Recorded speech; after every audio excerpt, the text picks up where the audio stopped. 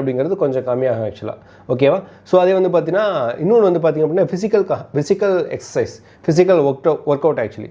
So நீங்கள் என்ன தான் மேபி நேச்சுரலாகவே உங்களோட உடம்புல வந்து வெயிட் இல்லை, ஸோ அதனால் வந்துட்டு நான் இதெல்லாம் தேவையில்லை அப்படின்னு நினைக்க வேணாம். எப்போவுமே ஃபிசிக்கல் ஒர்க் அவுட் அப்படிங்கிறது ரொம்ப ரொம்ப முக்கியம். அது நம்ம ஃபீல்டில் ஃபிசிக்கல் ஒர்க் அவுட் அப்படிங்கிறது ரொம்ப முக்கியம் ஆக்சுவலாக.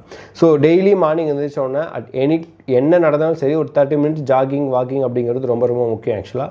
பிகாஸ் இது நீங்கள் பண்ணும்போது நேச்சுரலாக என்ன நடக்கும்னு பார்த்தீங்க அப்படின்னா ஒரு லெவலுக்கு மேலே உங்களுக்கு அந்த ஒரு எனர்ஜி அப்படிங்கிறது it goes to the next level ஆக்சுவலாக.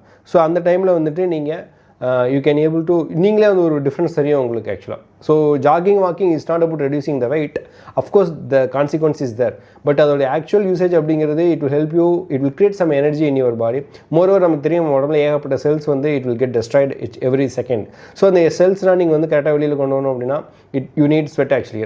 நமக்கு தெரியும் நம்ம ஃபீல்டு ஃபுல்லாமே வந்து பார்த்திங்க அப்படின்னா we are all working in the close